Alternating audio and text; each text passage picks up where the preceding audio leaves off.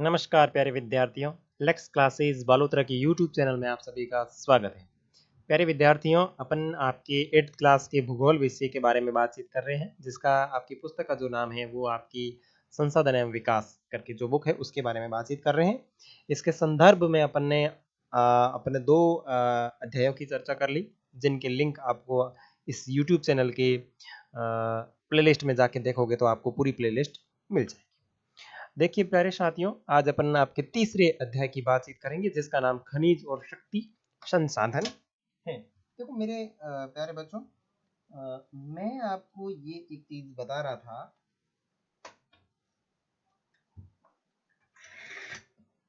Pen कहाँ गुम गई दिखने वाली? मिल गई। देखो कि सबसे पहले अपन अध्याय का अर्थ समझते हैं। तो देखो, खनिज का मतलब क्या होता है? खनिज का मतलब होता है वे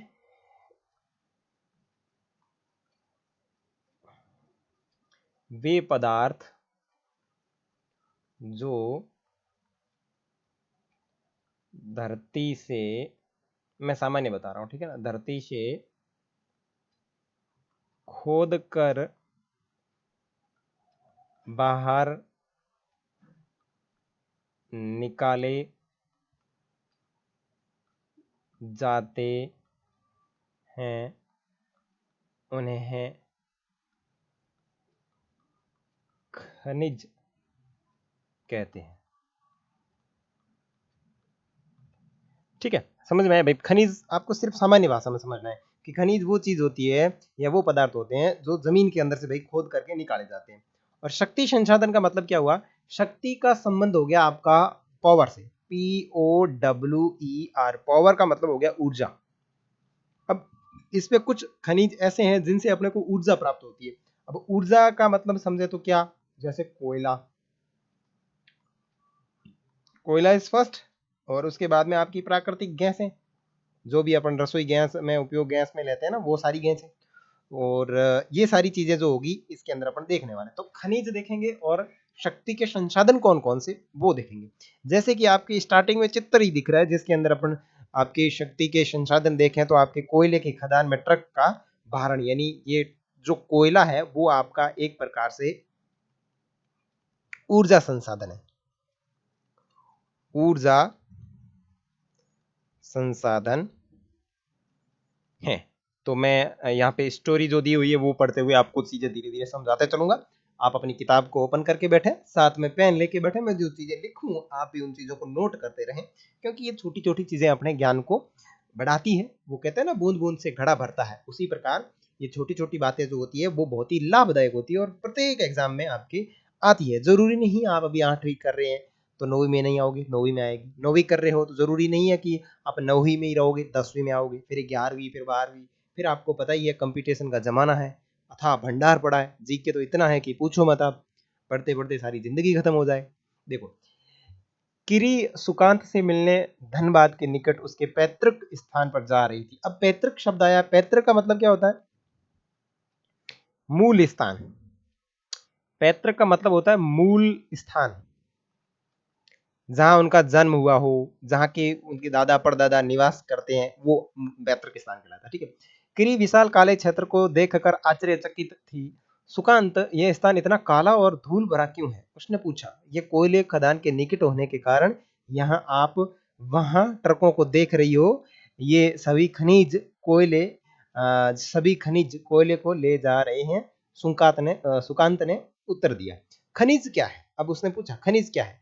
किरी पूछती है। सुकांत कहता है, यह आपने कभी नानबाई को बिस्कुट बनाते हुए देखा है? उसमें आटा, दूध, चीनी और कभी कभी अंडे को भी मिलाया जाता है। जब आप पके हुए बिस्कुट खाते हैं, यानी जो बिस्कुट होता है उसको आप खाते हैं, तो क्या आप इनके अवयवों को पृथक रूप में देख सकते हैं? अवयव का मतलब है उसमें प्रयोग किए जाने वाले भाग। अवयव का मतलब है उसके अंदर प्रयुक्त भाग, प्रयोग किए गए पदार्थ, है ना?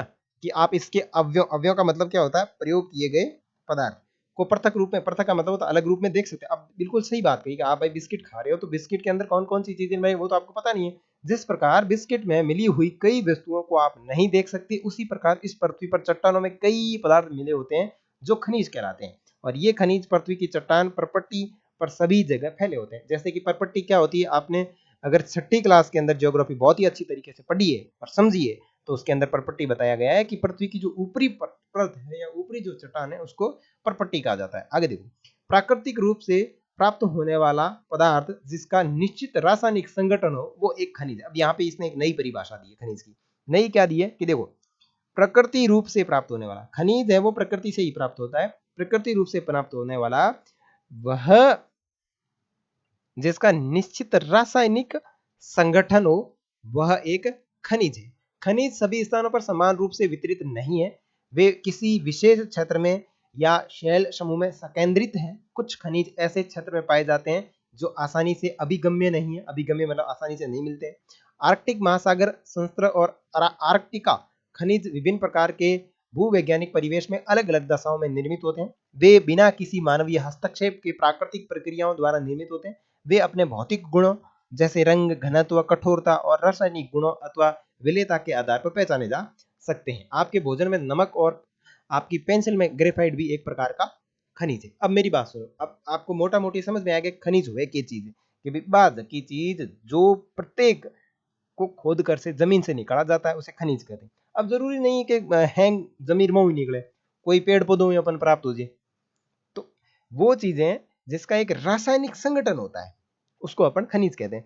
दो परिभाषाएं याद रखनी है भाई, वे पदार्थ जो आपको अच्छी लगे, दोनों ही सही परिभाषा है। वे पदार्थ जिनको जमीन से या भूगर्भ से खोद करके निकाला जाता है उसे खनिज कहते हैं, या फिर प्राकृतिक रूप से प्राप्त होने वाला जिसका एक निश्चित रासायनिक संगठन हो उसे भी खनिज कहते हैं। यहां तक बात समझ में आ गई।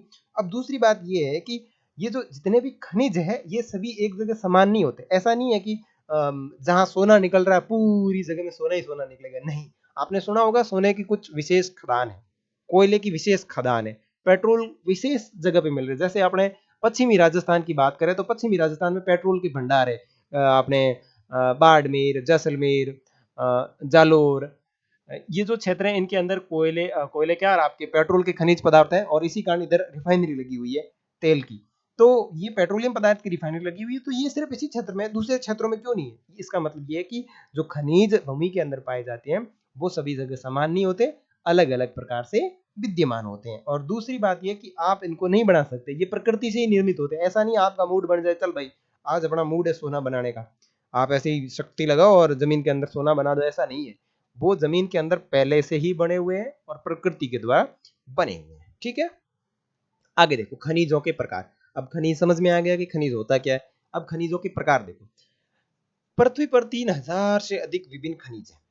संरचना के आधार पर खनिजों को मुख्यतः धात्विक और अधात्विक खनिजों में वर्गीकृत किया जाता है। संरचना का मतलब है बनावट। संरचना का मतलब क्या है? बनावट। बनावट, संरचना का मतलब है बनावट। और बनावट के आधार पर खनिजों को मुख्यतः दो भागों में विभाजित किया जाता है, जिसका नाम है पहला धात्विक और दूसरा है अधात्विक, यानी जिसके अंदर धातु पाई जाती है और जिसके अंदर धातु नहीं पाई जाती है। तो बताओ खनिजों को कितने भागों में बांटा जाता है? उसकी बनावट के आधार पर खनिजों को दो भागों में बांटा जाता है, धात्विक खनिज और अधात्विक खनिज। तो देखो यहाँ पे नीचे डायग्राम दिया हुआ है। पहले नंबर पे खनिज है आपका, खनिज को कितने भागों में? एक तो धात्विक, दूसरा अधात्विक। अब धात्विक खनिज को भी दो भागों में बांटा जाता है, एक तो लोह खनिज और दूसरा अलोह खनिज। ठीक है, खनिजों का वर्गीकरण अपन ने देख लिया। सबसे पहले बात करेंगे धात्विक खनिज। ठीक है, मोटा मोटी आप मेरे से समझ लो, वैसे तो अपन इसको पढ़ के समझेंगे कि क्या चीज होती है। मोटा मोटी धात्विक खनिज वो होता है जिसके अंदर धातु पाई जाती है। धातु में समझते हो, जैसे आपका लोहा एक धातु है, आपके घर में जो बर्तन यूज लिए जा रहे हैं, जो भी जिसके भी बने हुए, चाहे तांबे के हो, चाहे पीतल के हो, चाहे कांसी के हो, चाहे स्टील के हो, वो सभी धातु के हैं। ठीक है, आप जिससे पानी पीते हो वो लोटा आपका धातु है। ठीक है, आपके कानों में सोने के आभूषण पहन रखे हैं वो भी आपकी धातु है। आपने अंगूठी पहन रखी है वो भी आपका धातु है। कुछ लड़कियां होगी, कुछ बहनें होगी जिन्होंने नाक के अंदर अपनी बढ़िया डिजाइन वाली कोई नाक में जो पहनते हैं वो पहन रखी होगी, तो वो भी आपकी धातु है। ठीक है, तो देखो अब इसको समझते हैं कि धातु में धात्विक क्या होता है। देखो खनिजों में धातु कच्चे रूप में होती है, धातुएं कठोर पदार्थ हैं जो ऊष्मा को विद्युत को सुचालित करती है। अब आपने साइंस पढ़ा है तो इसको अच्छे से समझ सकते हैं, ठीक है ना। आपको साइंस आती है, अगर नहीं आती है तो आपको समझनी पड़ेगी। देखो, ऊष्मा और विद्युत का सुचालक होती है। जो जितने भी आपके धात्विक पदार्थ होते हैं या धात्विक खनिज होते हैं, उनके अंदर ऊष्मा जाती है, यानी करंट आता है। बस सीधा सीधा इतना समझो। आप उसको करंट वाले में डाल के आप उसके हाथ लगाओगे तो आपके करंट आएगा, यानी विद्युत का सुचालन होता है, यानी विद्युत उसके अंदर चलती है, जिसमें द्युति या चमक की विशेषता होती है। दूसरी बात ये कि धातु के अंदर, पहली बात तो आपने समझ ली कि भाई ऊष्मा जाती है या फिर करंट आता है। दूसरी बात ये हो कि इसके अंदर द्युति या फिर चमक होती है, यानी ये चमकते हैं, ये इनकी पहचान है। लोह एस्क, बॉक्साइड, मैग्नीज एस्क इनके कुछ उदाहरण है। देखें तो लोहा है, लोह एस्क, बॉक्साइड, मैग्नीज एस्क, इसके कुछ उदाहरण है। धात्विक खनिज लोह अथवा एलोह आ सकते हैं। अब धात्विक खनिज होते हैं वो दो प्रकार के होते हैं, या तो लोह का होगा या फिर एलोह का होगा। लोह खनिजों में जैसे लोह एस्क हो गया, मैग्नीज हो गया, क्रोमाइट हो गया, लोहा हो गया, ये सारी चीजें आएगी। और एलोह के अंदर खनिज में कौन सा आएगा, यानी जिसके अंदर लोहा नहीं होता। कुछ जैसे धातुओं की बात करें, सोना है, चांदी है, तांबा है या फिर सीसा है, इसके अंदर लोहा नहीं होता। तो मैं इधर साइड के अंदर आपको समझा दूं थोड़ा। देखो, वापस इस डायग्राम को मैं बताता हूं। अपन बात कर रहे थे आपके खनिज की, ठीक है ना। खनिज की बात कर रहे थे, और खनिज किसे कहते हैं भाई, जो जमीन के अंदर से खोद के निकाले जाते हैं उनको खनिज कहते हैं। और खनिज को अपन दो भागों में बांट रहे थे, ठीक है। ये लो, पहला है धात्विक, ये लो आपका धात्विक। दूसरा है आपका अधात्विक, अधात्विक, ठीक है। और अपन ने धात्विक खनिज पढ़ा भाई। धात्विक खनिज वो होता है जिसके अंदर धातु पाई जाती है, और इसी धात्विक को अपन दो भागों में बांटते हैं। एक तो है लोह और दूसरा है अलोह। लोह और एलो। लोह वाला जो होता है जिसके अंदर लोहा पाया जाता है, सीधा सीधा ये मान लो, जिसके अंदर क्या पाया जाता है, आपका लोहा पाया जाता है। और एलो होता है जिसके अंदर लोहा नहीं होता है, लोहा नहीं होता है, जिसके अंदर आपकी कौन सी धातु आएगी, सोना, गोल्ड, सोना नींदनी, ठीक है ना, गोल्ड, चांदी, तांबा, ये जो कुछ धातुएं, और सीसा, ये जो कुछ धातुएं हैं वो आपकी अलोह धातुएं हैं, जिनके अंदर लोहे की मात्रा नहीं होती। तो इतना समझ में आ गया आपको। आगे देखो, अधात्विक खनिज। खनिजों में धातुएं नहीं होती, वे खनिज जिसके अंदर धातु की मात्रा नहीं होती, जैसे आपका चूना। अब चूने में धातु है के, चूना पत्थर। उसके बाद में आपकी अभ्रक, जिप्सम, इन खनिजों के उदाहरण है। और खनिज ईंधन जैसे कोयला, पेट्रोलियम भी अधात्विक खनिज माने जाते हैं। खनिजों को खनन, प्रवेदन या आखनन द्वारा निष्कासित किया जा सकता है। अब मेरी की बात सुनो। अब आपने अधात्विक खनिज समझा कि भाई अधात्विक खनिज वो होता है जिसके अंदर धातु नहीं पाई जाती। जैसे बात करें आपका चूना पत्थर, अभ्रक, जिप्सम, ये जो है आपका पेट्रोलियम है, आपका कोयला है, ये सारे के सारे अधात्विक खनिज है। और ये जितने भी खनिज होते हैं, इन खनिजों को क्या किया जाता है, किसके द्वारा बाहर निकाला जाता है, खनन विधि के द्वारा, प्रवेधन विधि के द्वारा, या फिर आखनन के द्वारा निष्कर्षित किया जाता है। निष्कर्षित मतलब अपने उपयोग लेने जैसा बनाया जाता है, जैसा बनाया बनाया जाता है, यानी मानव के उपयोग लेना जैसा इसको बनाया जाता है। अब आपको पता है जमीन के अंदर से भाई, जैसे आपका सोना का आभूषण होता है, ऐसा तो है नहीं कि आपके कानों की जोड़ियों वाले पहनने वाले लूंग है, आड़ है, तिमड़ियां है कि बना बनाया जमीन में निकले, ऐसा तो है को नहीं। उनको पहले साफ किया जाता है, उनके अंदर जो ऐश्क होता है उस ऐश्क को हटाया जाता है, फिर उसको अपने उपयोग लेने जैसा बनाया जाता है, ठीक है ना। और इधर क्या दे रखा है, क्या आप जानते हैं, शेल खनिज अवयवों के अनिश्चित संगठन वाले एक या एक से अधिक खनिजों का एक समूह है। सेल जिनसे खनिजों का खनन किया जाता है, ठीक है। यानी ये जो जितने भी खनिज पाए जाते हैं, शेल का मतलब होता है परत, एक प्रकार की परत, ठीक है। और ऐश्क किसे कहते हैं, सेल जिनमें खनिजों का खनन किया जाता है उसे ऐश्क कहते हैं। और यद्यपि 2800 से अधिक खनिजों की पहचान की गई है, जिनमें से केवल लगभग 100 अयस्क खनिज समझे जाते हैं। तो 2800 से अधिक खनिज ज्ञात किए जा चुके हैं, लेकिन 100 खनिज है जिनको अपन खनन विधि के द्वारा उपयोग में लेते हैं।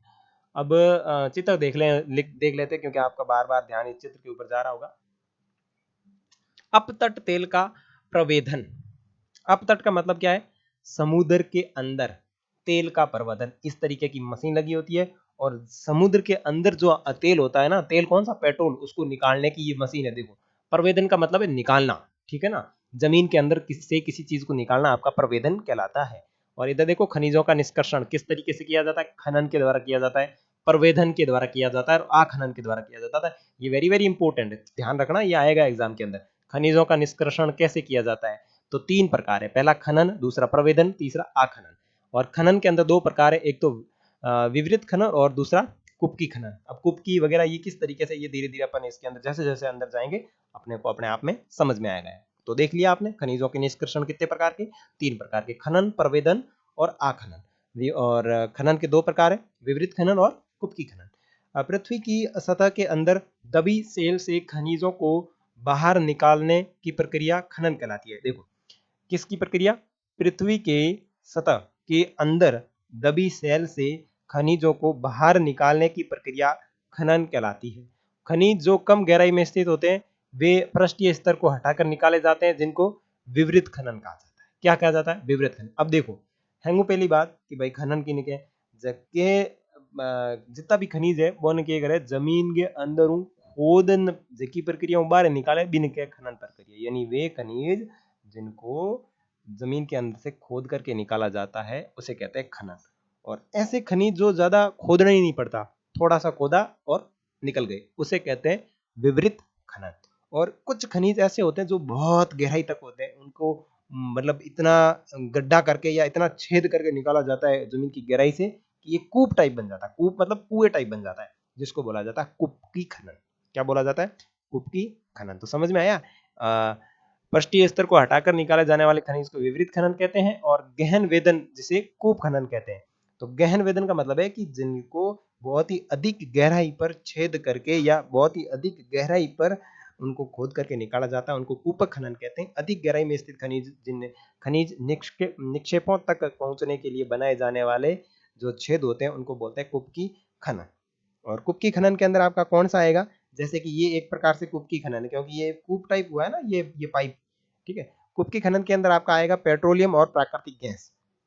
पेट्रोलियम और प्राकृतिक गैस धरातल के बहुत नीचे पाए जाते हैं, उन्हें बाहर निकालने के लिए गहन कूपों की खुदाई की जाती है, इसे प्रवेधन कहते हैं। और जो कि आपके चित्र 3.4 के अंदर बहुत अच्छी तरीके से दिखाई गई है। और सतह के निकट स्थित खनिजों को जिस प्रक्रिया के द्वारा आसानी से खोद कर निकाला जाता है जिसे आखनन कहा जाता है, ठीक है ना। जिसे क्या कहा जाता है? आखनन कहते हैं। कौन से खनिज? विवृत खनिजों को क्या कहते हैं? आखनन कहते हैं। तो तीनों प्रकार समझ में आ गए। उसके बाद में देखते हैं खनिजों का वितरण। खनिज विभिन्न प्रकार की सेलों में पाए जाते हैं, कुछ आग्नेय सेलों में पाए जाते हैं, कुछ कायांतरित सेलों में पाए जाते हैं, कुछ अवसादी सेलों में पाए जाते हैं। अगर 6 क्लास की ज्योग्राफी आपने अच्छे से समझ रखी है तो ये चीजें बहुत ही अच्छे से समझ में आएगी। देखो, कुछ चीजें होती है जो आपके आग्नेय सेल होती है। खनिज किस में पाए जाते हैं? पहली तो पाए जाते हैं आग्नेय सेल के अंदर, दूसरे जो पाए जाते हैं वो पाए जाते हैं कायांतरित सेल के अंदर, और तीसरे जो पाए जाते हैं वो पाए जाते हैं अवसादी सेल के अंदर। अब ये क्या क्या चीजें होती है मैं धीरे धीरे आगे आएंगे वैसे समझाता रहूंगा। आग्नेय सेल जो किससे बनती है? आपके ज्वालामुखी इनसे निर्मित होता है, ठीक है। कायांतरित सेल इनके ठंडे होने से बनती है और कायांतरित सेल से ही इनका अवसादी सेलों का निर्माण होता है, ठीक है। और उसके बाद में देखो, धात्विक खनिज आग्नेय और कायांतरित सेल समूह जिनसे विशाल पठारों का निर्माण होता है में पाए जाते हैं। देखो, धात्विक खनिज आग्नेय और कायांतरित सेलों के अंदर पाए जाते हैं। कौन से खनिज? धात्विक खनिज कौन सी सेलों के अंदर? आग्नेय और कायांतरित सेल समूह जिसने विशाल पठारों का निर्माण होता है में पाए जाते हैं। उत्तरी स्वीडन में लोह एस्क, ओंटेरियो कनाडा में तांबा और निकेल के निक्षेप हैं, और दक्षिण अफ्रीका में लोहा, निकेल और क्रोमाइट और प्लेटिनम है।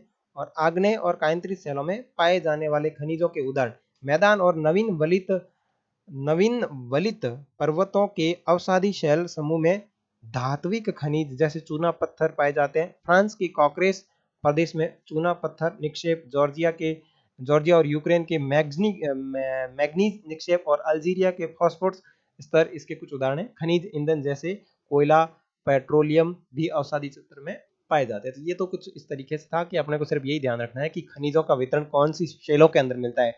तो आग्नेय शेल, कांतरित शेल और अवसादी शेल के अंदर खनिजों का वितरण अपने को देखने को मिलता है।